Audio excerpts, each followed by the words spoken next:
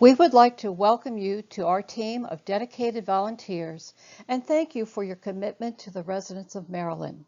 Maryland responders play an important role in strengthening public health, emergency response, and community resilience in Maryland.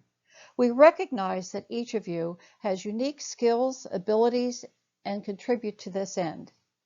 Therefore, our goal is to engage you through training, collaboration, and volunteer opportunities that leverage and build upon your talents. The goal of this training is to provide an introduction to the Maryland Responds Medical Reserve Corps, as well as an overview of the National Incident Management System and the Incident Command System. Completing this training will satisfy your core training requirements for Ready Responder status. The course is designed to provide enough information so that you will understand the protocols, organizational structure, and communication systems that you are likely to encounter while participating in a response effort. As a Maryland responder, it is essential that you learn about these systems in order to be utilized by emergency response agencies during a public health emergency.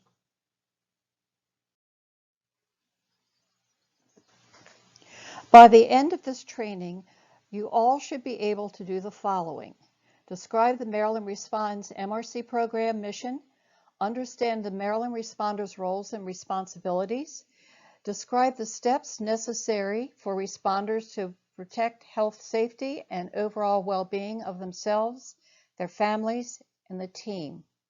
Prepare a personal and family preparedness plan.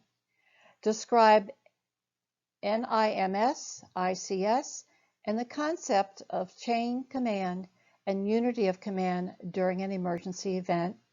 Identify potential roles for responders within the ICS, and list the MRC's guidelines for activation, reporting, and assignment and deactivation. So let's get started. First, I want to provide a little background on the Medical Reserve Corps and why the national program was formed.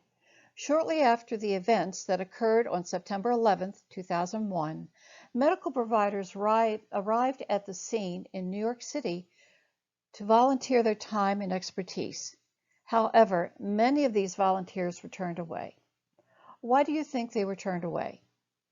They were turned away due to issues like credentialing, liability issues, and the lack of supervision, as many government officials saw this as a gap in national preparedness.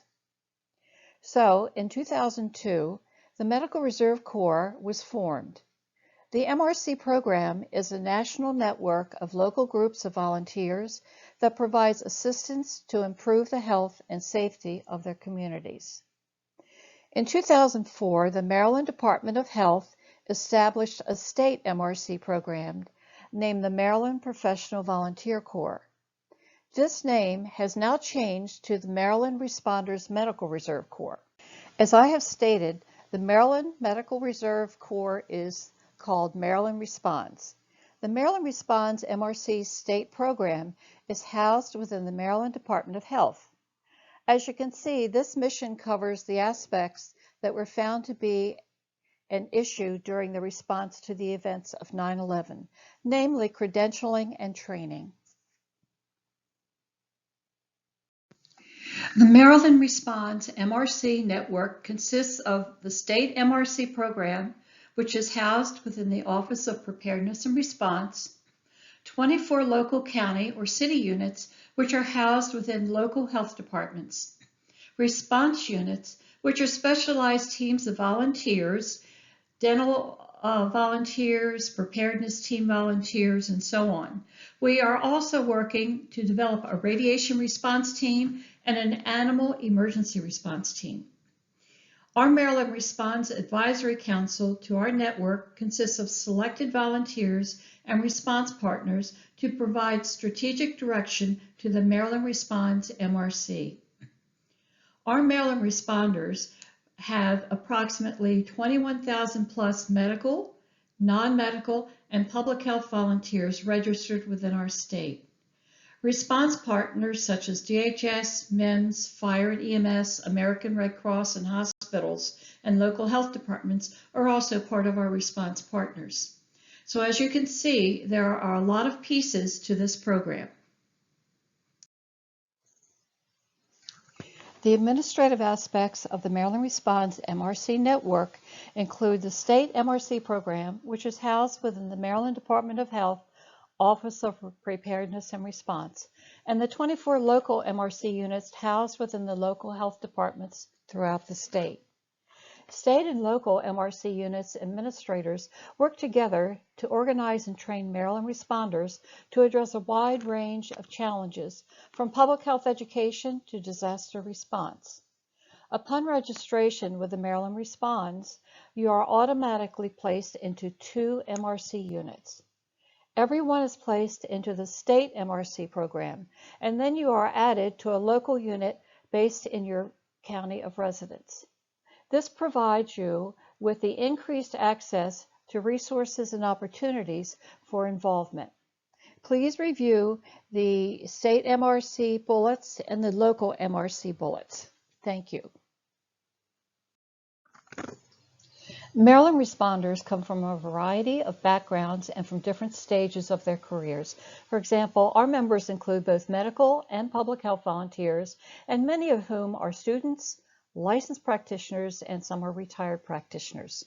In addition, community members with non-medical backgrounds, such as interpreters, educators, photographers, planners, office workers, support Maryland Responds by filling key support positions during emergency responses. While their backgrounds may differ, many responders have at least one thing in common. They share a desire to help those in need. In Maryland, everyone plays a role in preparing for and responding to public health emergencies. The next section of our training will focus on an overview of the National Incident Management System. Throughout this course, the words emergency, disaster, and incident are used to describe events where life and property are at serious risk. The term emergency is any incident, whether natural, technological, or human-caused, that requires a response to protect the life or property. A disaster is an emergency that is large enough to overwhelm the resources of the affected community, impacting its ability to respond and recover. The word incident includes planned events as well as emergencies and/or disasters of all kinds and sizes. A relatively small event, such as a car accident, is considered an incident, as is a disaster on the scale of a hurricane. The size of the incident certainly impacts the magnitude of the response, affecting how much equipment and how many personnel are needed.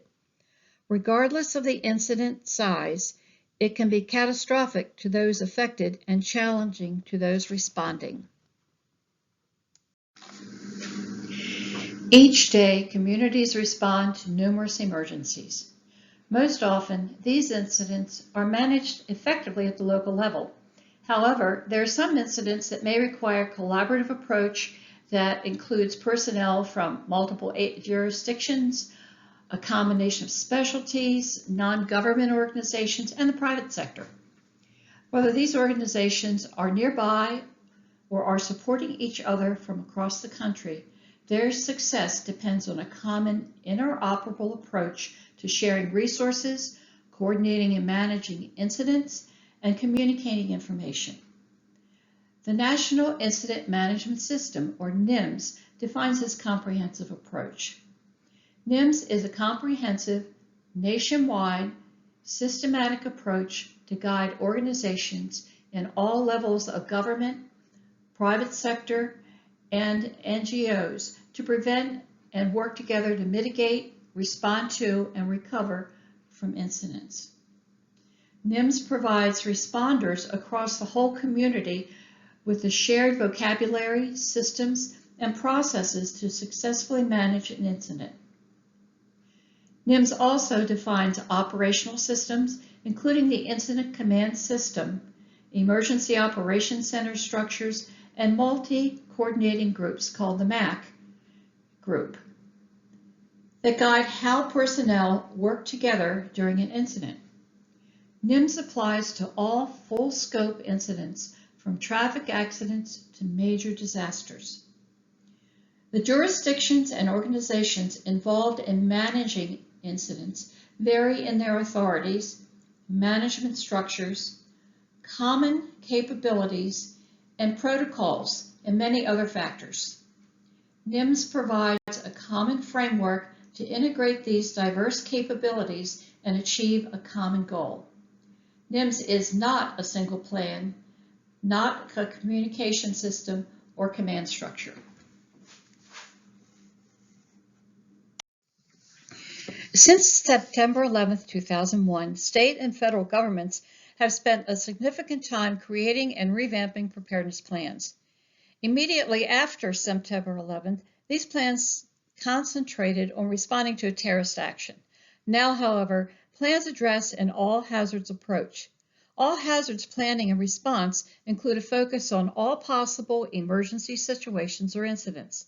These include both intentional and non-intentional man-made incidents, as well as natural disasters and disease outbreaks. The components of NIMS are adaptable and scalable to any situation as they apply to all types of incidents. NIMS can apply to all stakeholders with incidents management and support responsibilities. The audience for NIMS includes emergency responders and other emergency management personnel, NGOs, faith-based organizations, community-based groups, the private sector, and elected and appointed officials responsible for making decisions regarding the incident. The scope of NIMS includes the incidents, regardless of size, complexity, or scope, and planned events, such as sporting events. NIMS includes a set of guiding principles that all responders should use while reporting to an incident, regardless of its size.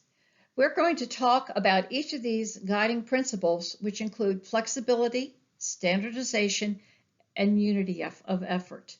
Flexibility, NIMS components are adaptable to any situation, from a planned special event to routine local incidents to incidents involving interstate mutual aid or federal assistance. Some incidents need multi-agency, multi-jurisdictional, and or multidisciplinary coordination. Flexibility allows NIMS to be scalable and therefore applies for incidents that vary in terms of hazard, geographics, demographics, climate, cultural, and organizational authorities. Standardization. Standardization is essential to interoperability among multiple organizations in incident response. NIMS provides for standardization in response efforts by defining organizational structures and standard practices that improve integration and allow incident personnel to work together effectively. NIMS also defines common terminology and ensures it's spoken by all those helping at the same time of an event, which increases effective communication. Because it is consistently applied nationwide, a firefighter from Maryland, if called to be able to participate fully in a response effort in California, can do so.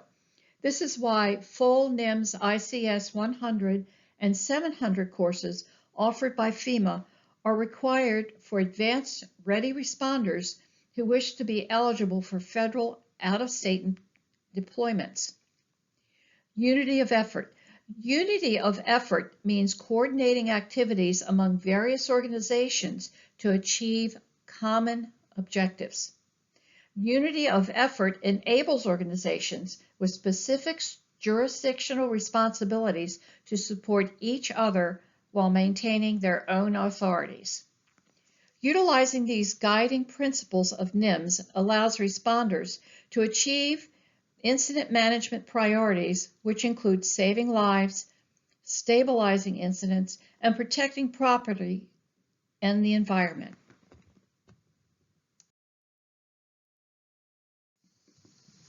There are three components to the NIMS system. The first one is resource management, and this describes standard mechanisms to manage resources both before and during incidents, which allows organizations to more effectively share resources.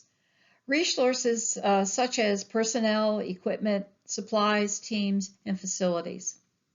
The second component is command and coordination, and this describes leadership roles, processes, and recommended organizational structures for the incident.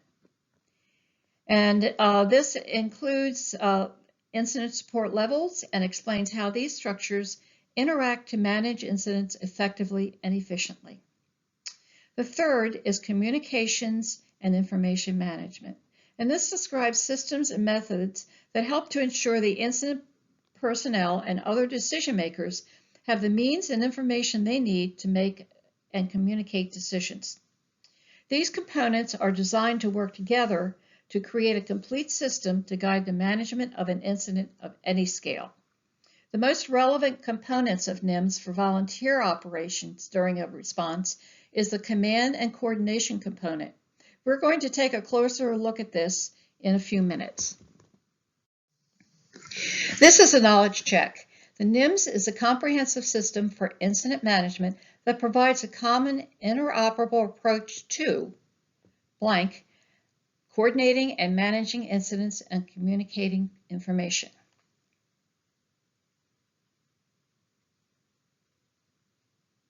The answer is sharing resources.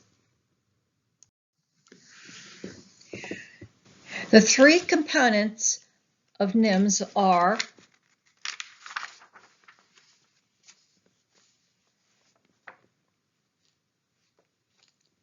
the answers are resource management, command and coordination, communication, and information management.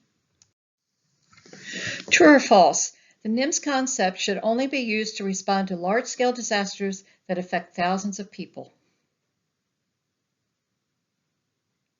The answer is false. The principles of NIMS include flexibility so that the components can be scaled to all different sizes of incidents. The next section of our training will focus on NIMS command and coordination. As we mentioned, NIMS is comprised of three components. For our purposes today, we will focus on aspects of the command and coordination component. The command and coordination component of NIMS describes the systems, principles, and structures that provide a standard national framework for incident management. The NIMS command and coordination component outlines management characteristics that are the foundation of incident command and coordination. These characteristics contribute to the strength and efficiency of NIMS. The 5 management characteristics that are most relevant to the volunteers are common terminology and plain language, chain of command and unity of command, dispatch deployment, management of span of control, and modular organizational modules. Remember, this is not a full list of the NIMS management characteristics, but it includes those that are most important for the volunteers. We're going to discuss these 5 characteristics in more detail. NIMS establishes common terminology for naming of organizational functions, resources, buildings, or facilities and position titles. The use of common terminology helps incident personnel from different disciplines, jurisdictions, and organizations to communicate effectively and coordinate activities. While these names may seem somewhat strange at first, they become familiar with repeated usage, and it becomes clear that using common names for people, places, and things makes communication less confusing. For example, facilities related to an incident have specific names, including the first one is staging area. This is the area where all responding personnel, supplies, and equipment receive their work assignments. The Incident Command Post, the ICP. This is typically located near the incident site and is where on-scene tactical command functions are performed. Incident Base. An incident base is a site that accommodates primary support activities. An incident commander or unified command establishes incident base to house equipment and personnel to support the operations. It's not essential to learn all common names and terminology at this time, but it's important that volunteers understand that common terminology is used to avoid miscommunication. As you become more familiar with the elements of NIMS, you will find yourself using common terminology. NIMS also relies on the ability of everyone to speak the same language, regardless of their discipline. Plain language is promoted by the elimination of the use of radio codes, agency-specific codes, or jargon. For example, a response team may not understand the message, "This Unit 7, we have 1059 at 76 and 24. But everyone can understand, "This is Unit 7, we have a train derailment at the intersection of Highway 76 and 24. What are some of the other codes and acronyms that you use in your jobs that could be misunderstood by responders from different agencies? EMT, for example, can be used for emergency medical technician, emergency management team, effective methods team, or electron microscope tomography. So you can see this, the initials can mean a lot of things to a lot of different people. Now we're going to discuss chain of command. Chain of command is the characteristics that provide an orderly line of authority within the ranks of an incident management organization. People working at lower levels in the chain taking direction from people at higher levels. Chain of command allows incident managers to direct and control the actions of all personnel under their supervision. It avoids confusion by requiring that orders flow from supervisors. It does not prevent personnel from directly communicating with each other to ask or share information. The features and principles used to manage an incident differ from day to day. Effective incident management relies on a tight command and control structure. Although information can be exchanged freely, strict adherence must be paid to the top-down direction. With unity of command, each worker reports to a single designated supervisor. This ensures accountability and eliminates confusion both for the worker and the supervisor. Span of control pertains to the number of individuals or resources that one supervisor can manage effectively during an incident.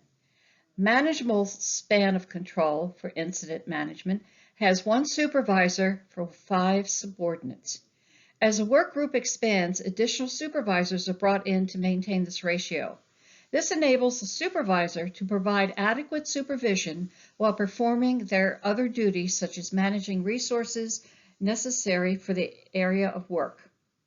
The 1:5 ratio is a guideline, and incident personnel use their best judgment to determine the actual distribution of subordinates to supervisors for a given incident or EOC activation.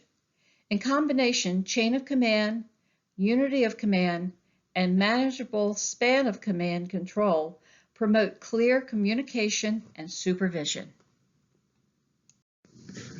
With a modular organizational model, the incident management organization structure develops in a top-down modular fashion that is determined by the size and complexity of the incident and the roles that need to be filled.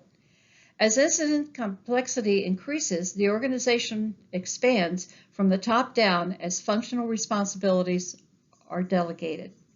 The organizational structure is flexible. When needed, the separate function elements can be established and subdivided to enhance internal organizational management and external coordination. This modular format identifies formal lines of communication and supervision and makes it easy to present where within the system an individual is working. Resources, including volunteers and personnel, should deploy only when appropriate authorities request and dispatch them through established resource management systems. Resources that authorities do not request should refrain from spontaneous deployment to avoid overburdening the recipient and compounding accountability challenges. This is important for Maryland responders because if you show up to an incident without being called up by a Maryland Response Administrator, you would not be covered for liability and workman's compensation. Just because you're registered with MD Responds You need to be activated, confirmed, and deployed through appropriate channels. Volunteers who show up wanting to help but are not affiliated or not called up by an official organization are known as spontaneous, unaffiliated volunteers, and they can cause a major management headache for personnel trying to respond to an incident. If you show up to an incident without being called up by MD Response or another organization you're signed up with, you're considered a spontaneous, unaffiliated volunteer.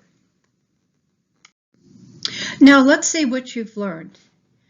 What means that each person will report to only one supervisor? To promote clear communications, NIMS promotes the use of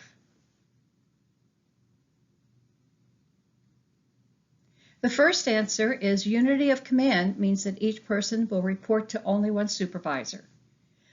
To promote clear communication, NIMS promotes the use of plain language. The next section of our training will focus on an important element of NIMS, which is the Incident Command System, or commonly known as ICS. The Incident Command System is an element within the command and coordination component of NIMS.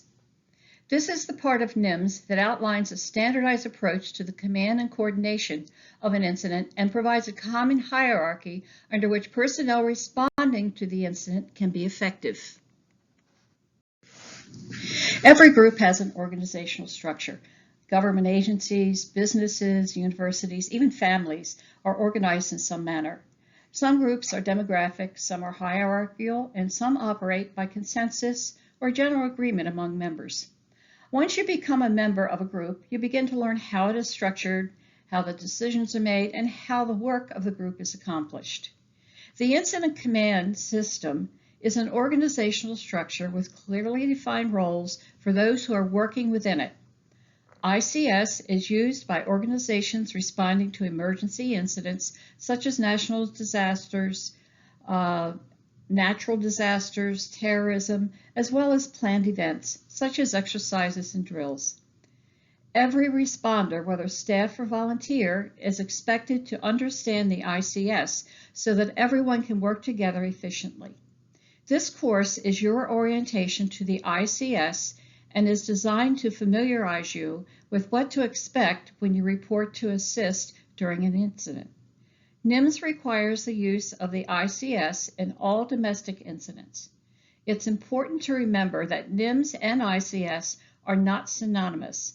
ICS is just one aspect of NIMS.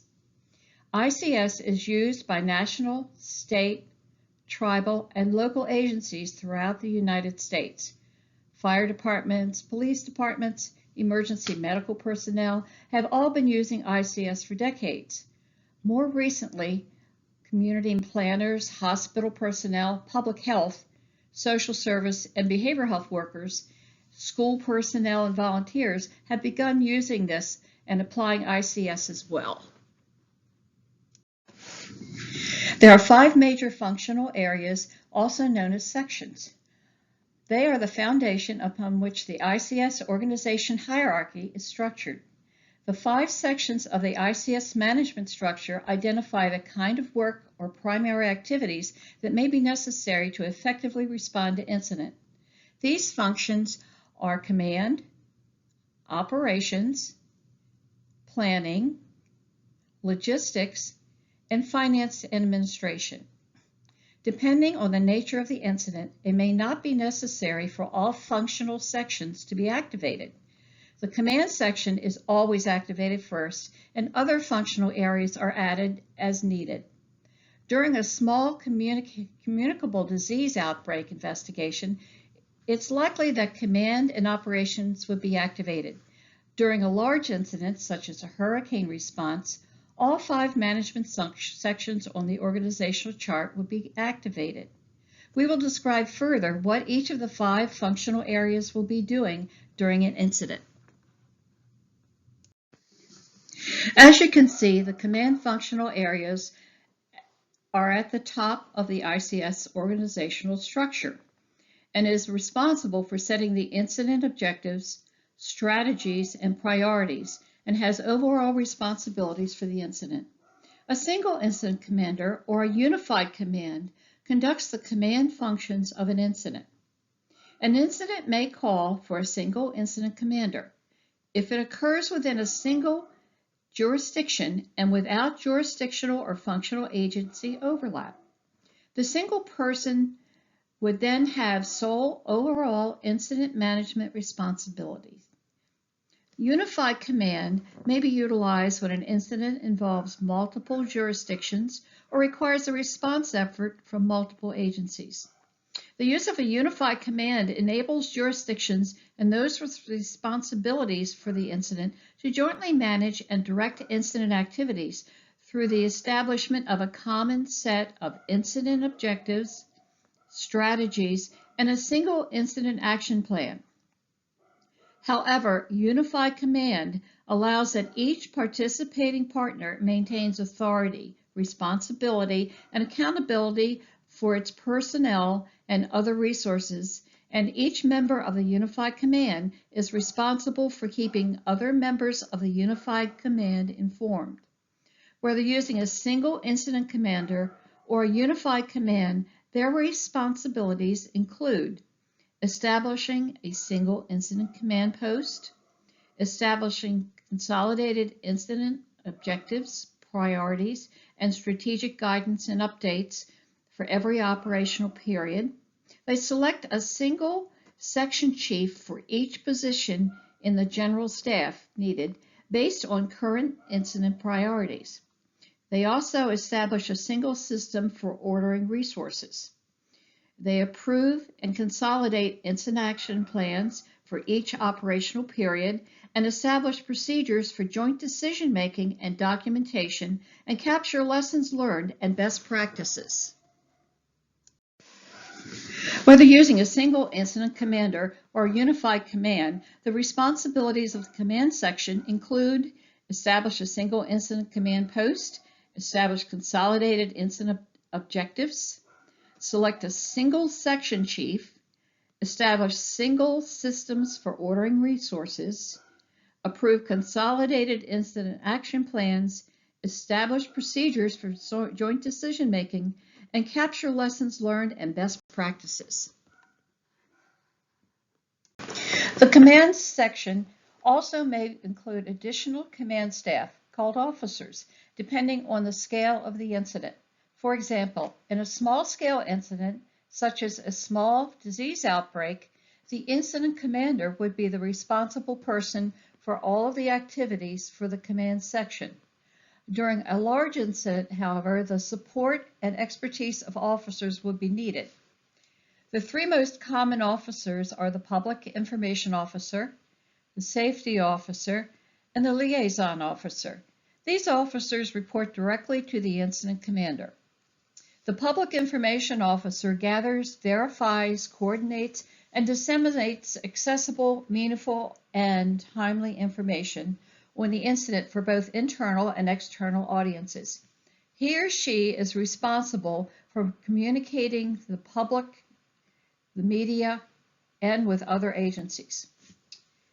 The Safety Officer monitors incident operations and advises the incident commander or unified command on matters relating to the health and safety of incident personnel. The Safety Officer develops and maintains the incident safety plan, coordinates multi-agency safety efforts, and implements measures to promote the safety of incident personnel and incident sites. The Safety Officer stops and/or prevents unsafe acts during the incident. The Liaison Officer is the incident command's point of contact for other agency representatives. Through the Liaison Officer, these representatives provide input on their agencies, organizations, or jurisdictions and policies, resources available, and other incident-related matters. Additional command staff officers may be assigned depending on the incident. These may include a medical officer or any other technical specialist whose knowledge and expertise are vital to the incident commander. Next, we will move into discussing the functional areas outside of command. These are collectively referred to as general staff and are activated by command staff as needed. The operations section performs the planned or technical response work for the response mission to achieve the incident objectives established by the incident commander or the unified command. The operations section chief is the boots on the ground. Those working in this section provide direct services to persons affected by the incident and are the doers. The lead for the operations section is the operations section chief. He or she reports directly to the incident commander. At a mass dispensing site or points of dispensing, those working in operations distribute the medications. At an emergency telephone hotline, operations personnel answer the phones. In a large fire, the operations section chief puts out the fire and attends to all the people affected. As a Maryland responder, your position will almost always fall under the operations section. The planning section is responsible for collecting, evaluating, and disseminating information related to the incident. Planning performs the planning/evaluation function. The staff within this section prepares status reports, displays situational information, maintain the status of assigned resources, facilitate the incident action planning process, and prepare the incident action plan. The head of the planning section is the planning section chief. He or she also reports directly to the incident commander. The logistics section is responsible for providing resources and needed services to support the achievement of the incident objectives. Logistics performs the supplier function and secures the people, places, and things to do the work of the mission. Staff in this section provide facilities, security, transportation, supplies, equipment, and maintenance, and fuel, food services, communications, and IT support, as well as medical services for incident personnel. The head of the logistics section is the logistics chief. He or she reports directly to the incident commander. Finance and administrative staff responsibilities include recording personnel time, negotiating leases and maintaining vendor contracts, administering claims, and tracking and analyzing incident costs. The finance/administration performs the tracking function. The head of this section is the finance/administration chief. He or she reports directly to the incident commander. The 5 functional areas or sections separate and define the work to be done. Direction and reporting in each of the 4 functional sections below the command section are maintained within that section. For example, logistics staff will receive direction from and report to a logistics chief, not an operations or planning chief. The organizational chart is a tool to help visualize the division of labor under each functional section of the incident command system. Because the incident command system is modular, each organizational chart can be customized to meet the needs of the specific incident. For example, an organizational chart for a small localized incident will be simple with only a few individuals staffing the response.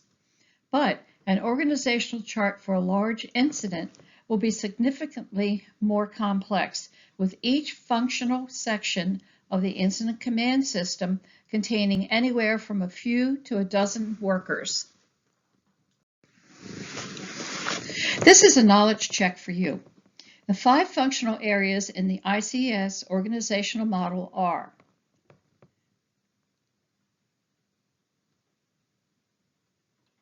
the answer is command, operations, logistics, finance and administration, and planning.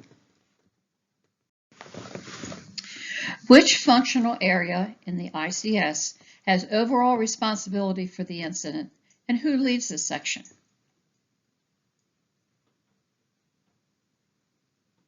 The answer is command section, a single incident commander or unified command.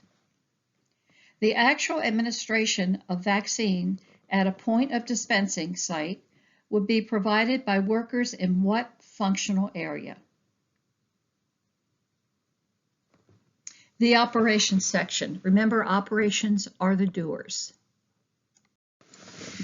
To illustrate the use of an organizational chart during an incident, let's look at an example of a fictional pod site. A pod site is designated to be mobilized after a large-scale exposure to an infectious agent or in order to provide vaccinations or medications to a large number of people over a short period of time. At the top of the chart is the command section, and this contains the incident commander as well as the safety officer, public information officer, and liaison officer. Beneath the command section are the other four functional areas: operations, planning, logistics, and finance and administration. The operations section is the largest section. Operations performs the direct service of the pod site. In this case, assisting the public as they arrive at the site and administering the injection or medication.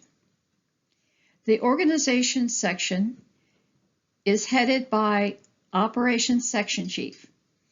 This particular operations section has four working groups: intake, screening, dispensing, and medical support. Each of these work groups is headed by a supervisor, with each supervisor managing 3 to 7 individuals to maintain the span of control. Let's look more closely at the intake work group. The group headed by the intake supervisor is responsible for the efficient movement of clients through the pod site. Under the intake supervisor is a registration clerk leader and 2 usher leaders.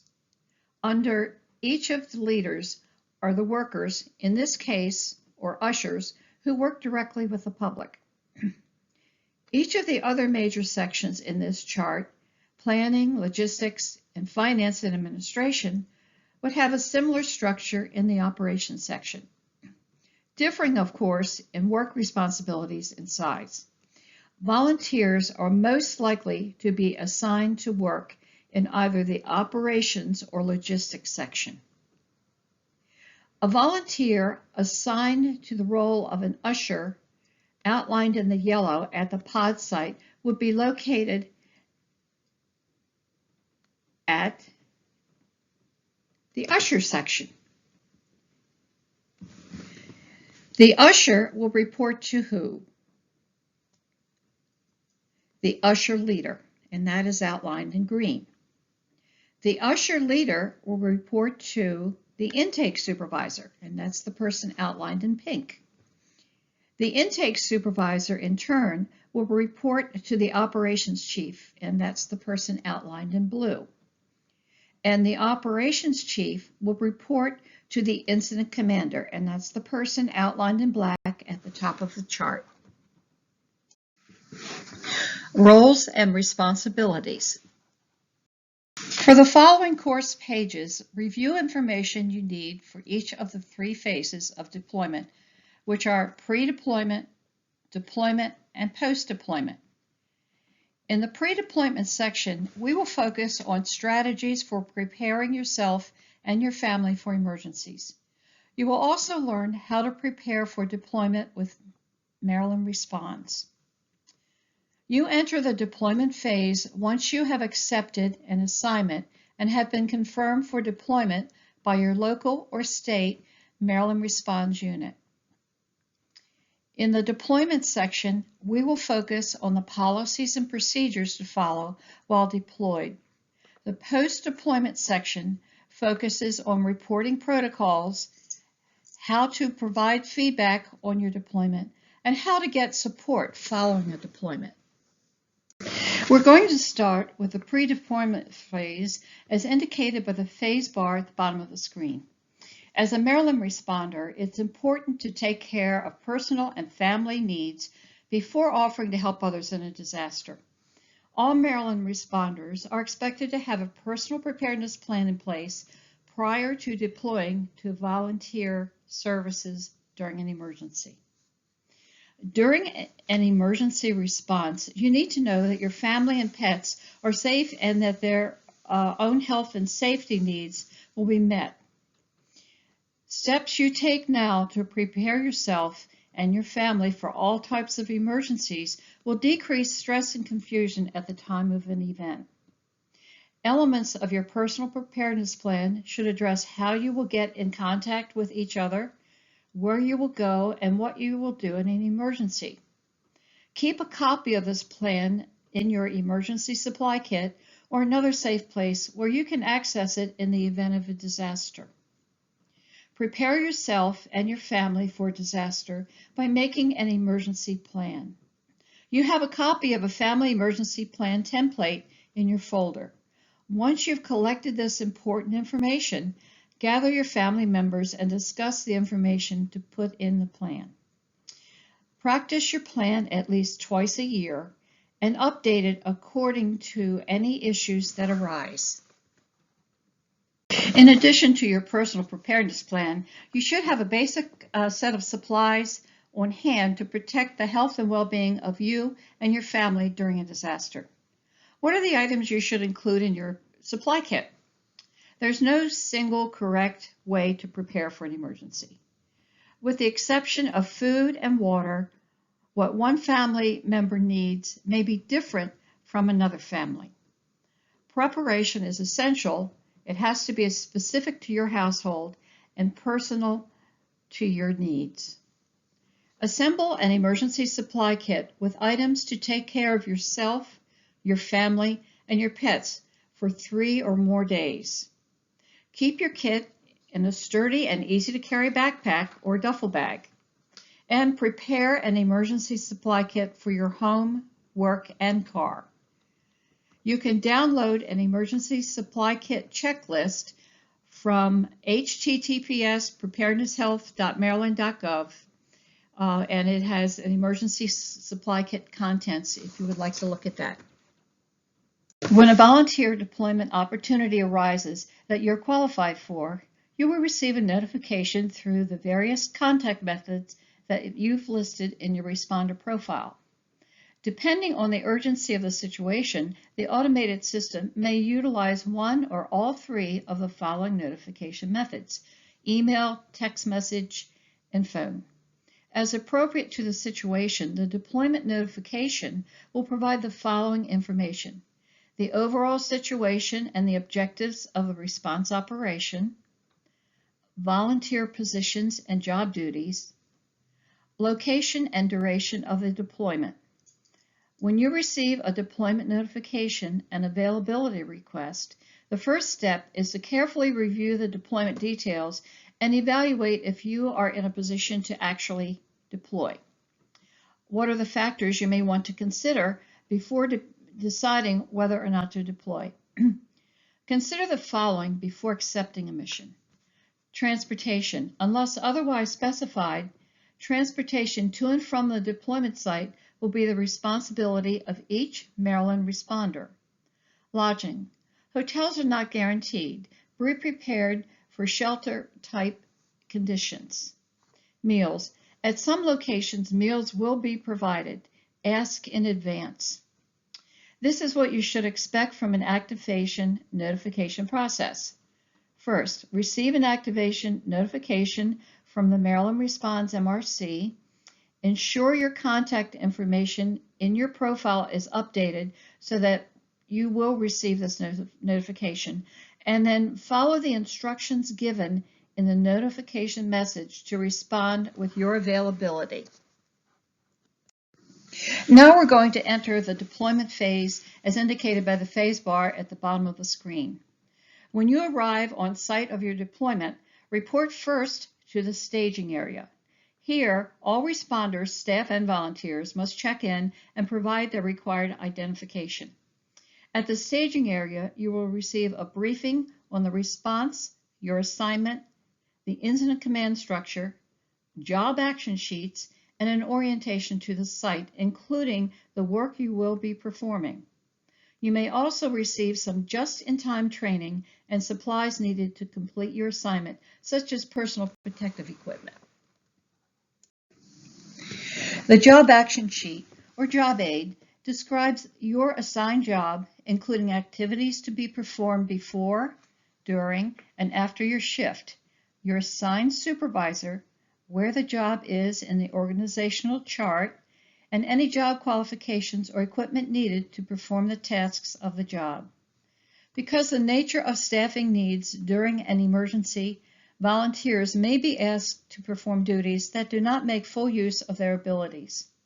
It's also possible that a volunteer may be asked to perform work he or she has not done before. As a volunteer, it's important to be flexible, but you must also be comfortable with the mission and tasks outlined in your job action sheet. If you are not comfortable, request additional training or reassignment. The MRC strives to provide you with opportunities to work within your own fields of expertise and preferences during an emergency event. However, deployment assignments are ultimately made based upon the need of the incident. While your assignments may vary, you are always expected to work within your scope of practice or license. You may elect to decline any assignment that you feel is above your scope, ability, or skill level. Medically licensed volunteers are expected to demonstrate sound clinical judgment, reasonable care, and ethical standards in a manner that protects, promotes, and preserves the health and well-being of the population. Only provide care within your scope of practice. When necessary, medical needs exceed your scope of practice, consult your supervisor. Maryland responders are expected to adhere to the following code of conduct: abide by all local, state, and federal laws at all times, practice safety standards and precautions, work within the scope and guidelines of your job description, project a professional manner and appearance, and follow the chain of command. Remember to stay 6 feet apart, wear appropriate PPE when indoors and interacting with others, regularly wash your hands and/or use hand sanitizer, and all staff may be subject to temperature checks upon arrival at your assignment. The MRC strives to provide you with opportunities to work within your own fields of expertise and preferences during an emergency event. However, deployment assignments are ultimately made based upon the needs of the incident. While your assignments may vary, you are always expected to work within your scope of practice or license and within your volunteer description. You may elect to decline any assignment that you feel is above your scope, ability, or skill level. Medically licensed volunteers are expected to demonstrate sound clinical judgment, provide reasonable care, and follow ethical standards in a manner that protects, promotes, and preserves the health and well-being of the population. Only provide care within your scope of practice. When necessary, medical needs exceed your scope of practice, consult your supervisor. As a Maryland responder, you may have access to confidential health information during deployments. By signing the Maryland Responds Confidentiality Agreement, you agree to protect the privacy of patient health information and follow HIPAA regulations. When HIPAA regulations do not apply, the expectation is for professionally appropriate confidentiality. In some circumstances, you may be requested to volunteer in austere conditions. During these circumstances, you will be advised in advance of the possibility, and to the extent known or expected, the nature of the working conditions. As always, it's ultimately your decision whether or not to participate in a deployment. Every attempt is made to ensure the safety of staff and volunteers. As a Maryland responder, you have a responsibility for your own safety and health. Standard precautions are to be taken with all patient contact. This includes wearing fresh gloves for each patient contact, as well as taking additional measures, such as wearing gowns or goggles as warranted. You must also notify your supervisor of any physical conditions, illnesses, or emotional strain that you may have that would affect your performance and safety. You must immediately report all work-related accidents, injuries, illnesses, and near misses to your deployed supervisor.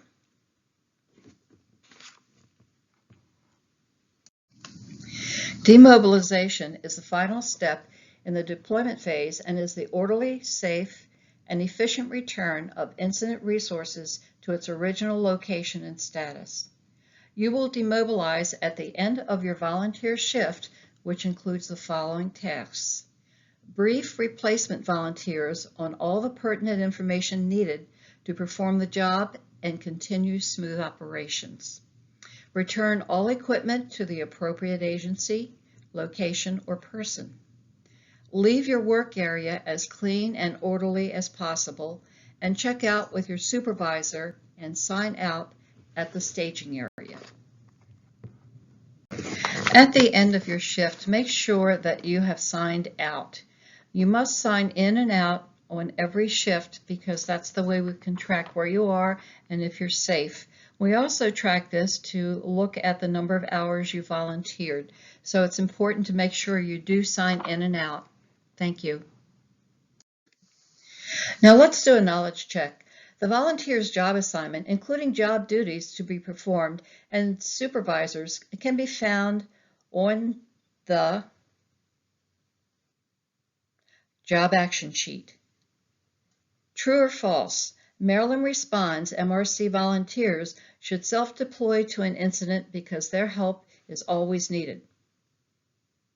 This is false. As you remember, if you self-deploy, you're not covered by any liability or insurance or by the state at all. So you cannot self-deploy.